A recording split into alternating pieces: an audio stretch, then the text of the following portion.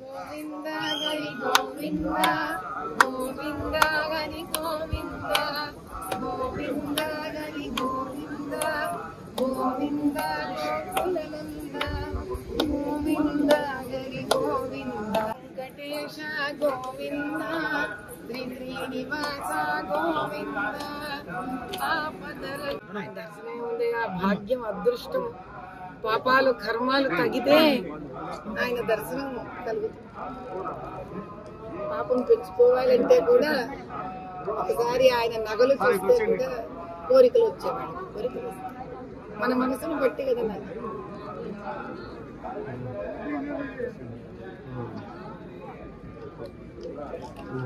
మీరు జగన్ గారి పర్యటన ఉంది తిరుమలలో, ఎలా చూస్తారు? ఆయన నేను మీకు ఒకటే చెప్పగలను, పరమాత్ముడు ఏ ధర్మాన్ని నమ్మే వాళ్ళకి ఆ ధర్మంలో పరమాత్ముడు వాళ్ళ దేవుడు. నేను హైందవ ధర్మాన్ని నమ్ముతాను. నా పరమాత్ముడు వెంకటేశ్వర స్వామి, పరమేశ్వరుడు, అమ్మవారు, మహాలక్ష్మి లాగా మాకుంటారు.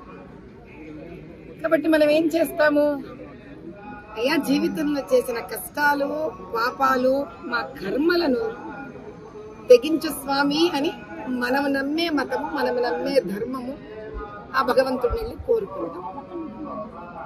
అంతేగాని మనం నమ్మిన దేవుణ్ణి వెళ్ళి మనం ఏ రకంగానూ కష్టపెట్టము, నష్టపెట్టము, దోచుకోము కదా. అని అలా ఎవరి ఏ ధర్మాన్ని సహజంగా పుట్టుకతో నమ్ముతారో వాళ్ళు వాళ్ళ ధర్మానికి సంబంధించి, వాళ్ళ మతానికి సంబంధించి వాళ్ళ దేవాలయాలు ఏమున్నాయో అక్కడ పోయి తప్పు కార్యక్రమాలు కానీ దేవుడికి నష్టం జరిగే కార్యక్రమాలు కానీ చేస్తారా? మనిషిగా పుట్టినందుకు మాకు మా ధర్మాన్ని సంరక్షించుకుంటేనే కదా మా గుర్తింపుని సంరక్షించుకున్న వాళ్ళం అవుతాం. కాబట్టి మా ధర్మాన్ని, మా గుర్తింపుని, మా దేవుళ్ళని, మా దేవాలయాన్ని కాపాడుకోవడం కన్నా ఈ జీవితంలో చేయడానికి వేరే కార్యక్రమం మాకు లేదు. కాబట్టి దానికి అడ్డుకునే వాళ్ళందరినీ కూడా నిర్మూలించమని ఆ వెంకటేశ్వర స్వామిని కోరుకున్నాం. కొంతమంది వ్యక్తుల పైన పూజాల కింద కొన్ని దాడులు జరుగుతున్నాయి, వారిని ఏ విధంగా శిక్షించాలి? నాయన, హైందవులంతా కూడా ఒక విషయాన్ని తెలుసుకోవాలి తండ్రి.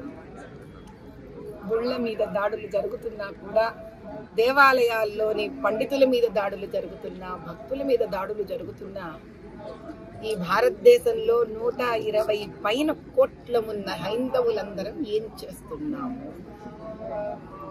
కదలి రావాలి నాయన. హైందవులందరూ ఒక అపర వరద అయ్యి కదలి రావాలి. హైందవ శక్తి జాగృతం కావాలి. మన దేవాలయాలంటే మన పిల్లలతో సమానం. మన ధర్మం అంటే మన వంశ ప్రతిష్టతో సమానం. కాబట్టి ఆ దేవుడిని, దేవాలయాలని, మన ధర్మాన్ని కాపాడుకోలేని వాళ్ళం మన వంశాలను, మన పిల్లలను ఏం కాపాడుకోగలుగుతాం? తరాలను ఎక్కడ కాపాడగలుగుతాం? కాబట్టి ఇది ఒకరి బాధ్యత కాదు, మనందరి బాధ్యత అని భావించే వ్యక్తిని కాబట్టే నేను తరలి వచ్చాను. ఆ స్వామివారిని ఒకటే కోరుకున్నాను, తండ్రి నాలో కనుక ఒక ఆవగింజంత ప్రహ్లాదుడిలో భక్తి ఉంటే ఉగ్ర నరసింహావతారం ఎత్తవయ్యా, రాక్షసులను సంహరించు తండ్రి అని మాత్రమే ఆయనను కోరుకున్నాను. ఇంతటి దేవాలయంలో సనాతనంగా ఆకాశరాజు పుత్రికను కూడా వరించి పెళ్లి చేసుకున్న అపర వైష్ణవుడివి, మహావిష్ణువువి కైలాసం నుంచి దిగి వచ్చావు కదా తండ్రి, మా కోసం శిలారూపం దాల్చావు కదా, ఇంకా సాక్షాత్తు ఉగ్ర నరసింహావతారం ఎత్తు తండ్రి, ఇంకా చాలు, ఈ అధర్మం మా వల్ల కావట్లేదు. రాక్షసత్వం పెరిగిన కొద్దీ దైవమే మమ్మల్ని కాపాడాలి, ఇదే కోరుకున్నాను.